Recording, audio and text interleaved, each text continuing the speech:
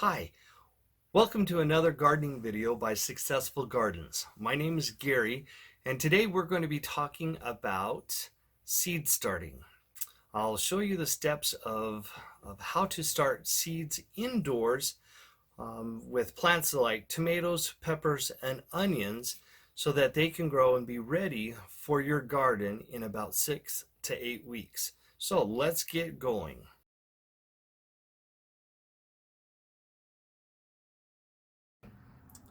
With that, I have my seeds. I've got a package of seed starting mix. Now, it's important to use a good seed starting mix.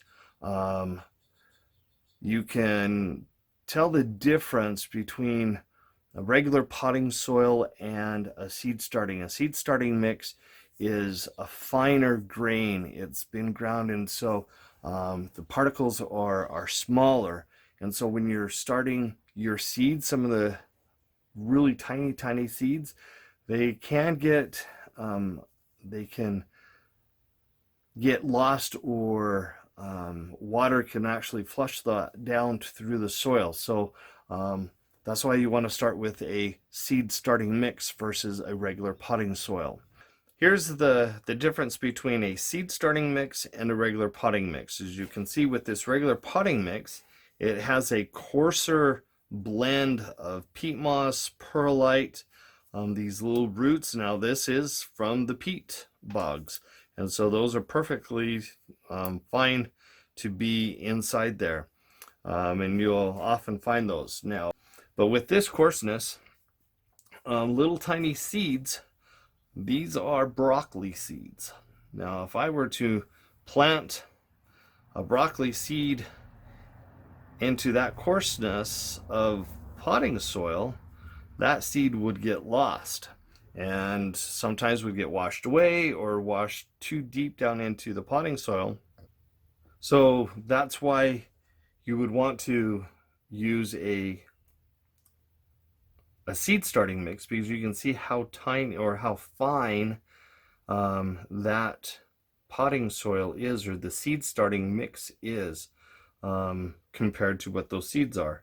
So that would be perfect in that, and those seeds are not going to wash down or get lost when you do any type of watering on the newly started or newly planted seeds. So that is the difference between a seed starting mix versus a regular potting soil. So there again, quality is very important in what you are using. I have water to dampen or to mix to wet down the potting soil. I've got some specialized seed starting trays. There's various seed starting trays or holders that you can get. I take a couple extra steps in my seed starting, so I have visited with my local greenhouse, and I get these specialized seed trays. This is going to be a seed tray that I use for onions. You can see how tiny these cells are, but as the onion grows, they'll be separated and individualized, and I'll be able to transplant those individually out into my garden when I get ready to take those. This is a little larger cell tray, but this is what I start my tomatoes and my peppers in. And then I will take this plug once the tomatoes and peppers have grown, they've developed their true leaves, then I will transplant those up into a larger cell. I've taken popsicle sticks, and these so I can label the varieties of seeds that I'm starting. And then I also have a seed starting information sheet. That's all we need to have ready. And of course, you can see below on this workstation I have, this is actually my my heat mat. It's a larger heat mat. They sell 11 by 20, which is for an individual cell, it would fit under a tray. But this particular seed mat, heat mat, I can fit 4 seed trays underneath that, so or on top of this heat mat. And a heat mat provides bottom heat in a warmer environment, so that the seeds will have a better chance of germinating, and actually you can speed up the germination process. And once seeds have started, lighting is important, but I use LED lighting for my grow lights. So with this, let's get started. I'm going to clear out the space, because what we want to do first off is to prepare the potting soil. All right, with this tray, I have a working tray. I found this, I guess it's a cookie sheet, a large cookie sheet, but I found this at a secondhand store, and I took it. I didn't take it from the kitchen, so I don't have to tell my wife about it, but I took it. I've kept this tray just for my gardening adventures. So what I've done is I've put the potting soil into a container that you need to water it in. You can use a watering can, but what I find that works best, when you open up your bag of potting soil, it's going to be dusty. You're going to get covered in dust. And so because of the fine grade of the seed starting soil is. And so what I have found is I'll either take it to the kitchen sink, spray nozzle, and that can cover and wet that down, and then I start just working it and turning it to get all of the dust and all the potting soil moist before I put it in the seed tray. So you want to pre-moisten your potting soil first. All right, now that we've got it pre-moistened, I'm going to take my onion tray first, and I'm going to add some potting soil or some seed starting soil mix right on top, filling all of those individual cells. And this is why I have a tray, to catch all that loose potting soil, all that soil. All right, now we'll take this specialized one, my next seed tray, and we're going to add, hopefully I mixed up enough. If not, I just start and add some more. That looks,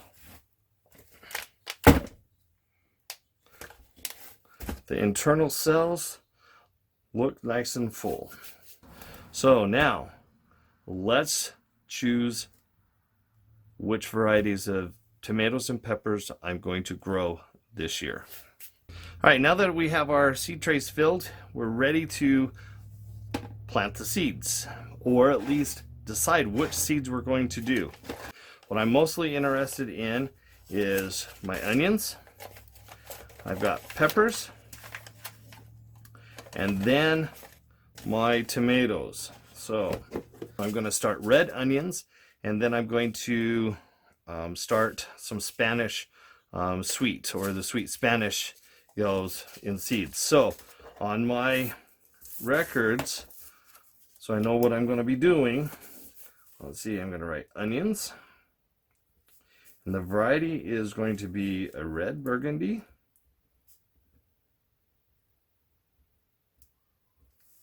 and then I have the sweet Spanish. Now for tomatoes, I've broken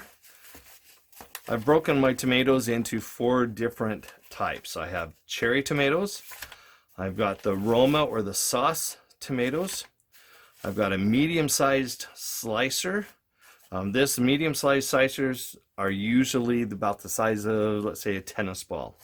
And then a beefsteak, they vary in size from, you take the size of a softball. I always call those a 1 slice tomato. that for a tomato sandwich. The size would be one. If I took one slice of it, I would be able to fill the piece of bread for a tomato sandwich. So a lot of your beef steaks are going to be your larger varieties. So I'm going to write, I'll indicate out here that this is a cherry. And so we're writing. So I'll just continue to do this with each of my tomatoes and peppers.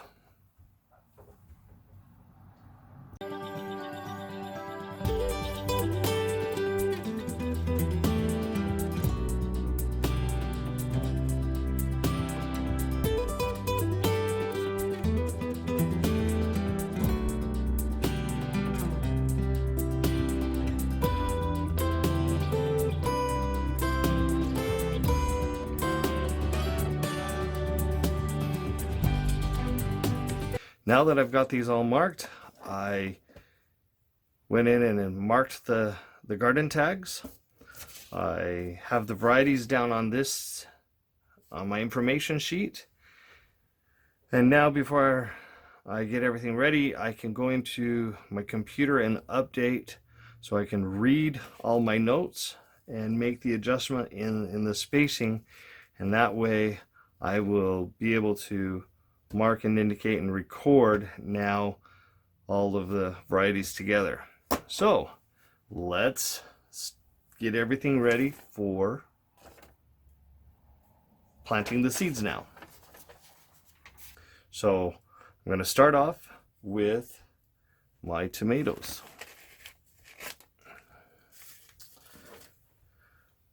As I've prepped this plug tray or this seed tray with all the potting soil, take a cap from a ballpoint pen and just slightly make an indent in all of the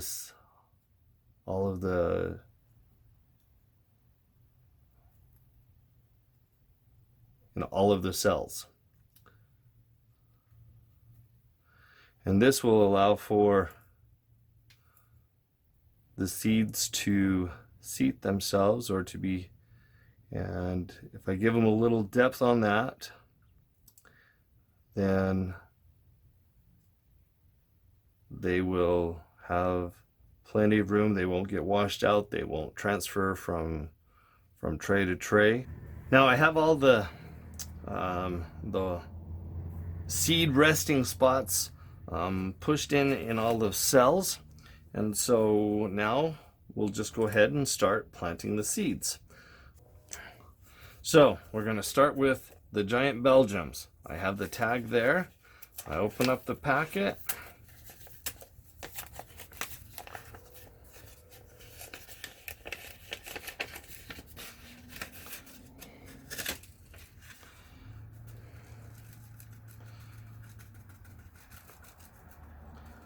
Pour some seeds out into my hand. As you can see, there's about, I got about 30 seeds in this seed packet, so I'm going to have plenty, which that's great. So, but you can see how tiny these are, so you want to be very careful in making sure that you get one in each cell. And then I just kind of cover that over. You can cover over the seeds as you plant them, just slightly.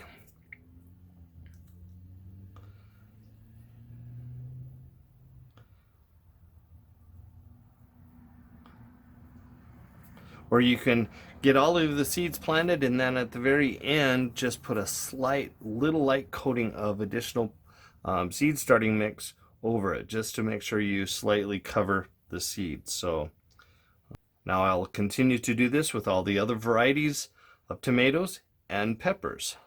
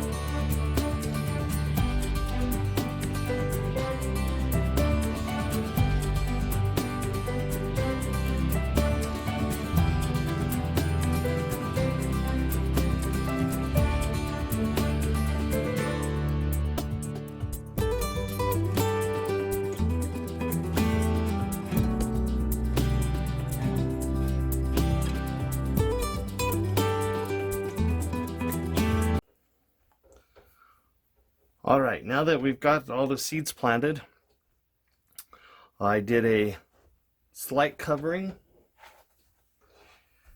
of the seeds with this. It's a dry mix of that seed starting mix, the fine grain. And what that's doing is just doing a slight covering. Then I'm going to take a spray bottle and then just wet down the top surface of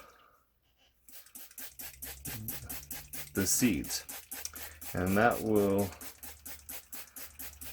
and by doing this, it's with that covering, the force of the spray is not going to cause any of the seeds to become mixed up or jump out of their seeds. So with that, I've got the onion set. I'll bring over this and do the same. Now, when I did the seeds, I wanted to plant 6 of the Anaheims, and I ran out of seeds. So I made the adjustment and then planted extra of the Hungarian wax to compensate for the being short of those varieties. I did that also with the Fulja jalapenos. So now with that information of knowing that I ran out of those seeds, on the packets of seeds, on my envelopes, I went through and I crossed those out, and so now I know I need to reorder. So next year, next January, when I go to order my seeds, I'm looking through the seeds of what I have right here on my envelope. I know that I'm going to need to reorder Anaheim peppers and the cayenne blend.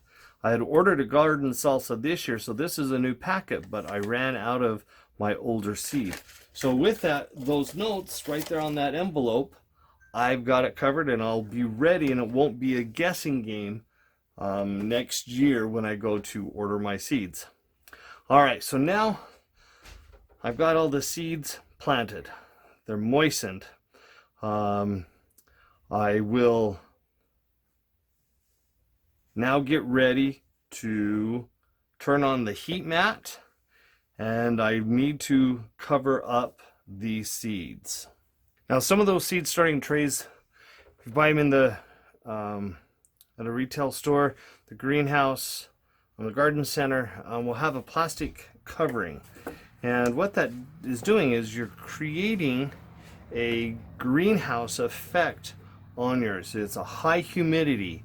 Once I turn the heat mat on, the heat will heat that soil, and it will become ready for that. Now, with this small onion set that I have, tray, I have a smaller tray that I have, and I will just use some saran wrap from the kitchen to create that covering. And hopefully it won't make too big of a mess.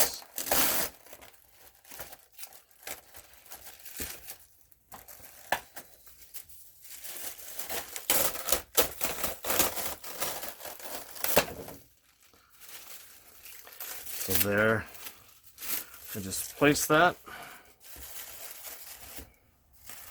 over, and it's creating its greenhouse effect, tinting it so as they start to germinate, it won't be, the seedlings, the new emerging seedlings won't press against that. So since I have those tags back there, I will take some extra tags that I have and just place them there so I can create that domed effect with this tray. Now that I have this on, the coverings are there, the heat mat is now on. I'll check in on these in a couple of days, and see if by chance I need to add water. But that's the nice thing about having these old cookie sheets, is that I don't necessarily have to water from the top, and on seedlings you can actually just add water to the tray and it will absorb it up. Then once you notice that everything is moist, you'll just pour off any excess water. Now that we have the seeds planted, the heat mat turned on, the seeds covered, now we just have to wait. Most of these seeds will germinate in approximately 5 to 10 days, with the pepper seeds possibly taking up to 2 weeks. So it's a waiting game. But with the coverings on it, it creates that greenhouse effect. It's high humidity, the moisture will be there. And so we've created a great environment to start the seeds. Here in about 3 weeks, I will go ahead and transplant those seedlings up into larger pots to where they'll grow on into larger plants, and then they become ready to plant out in the garden.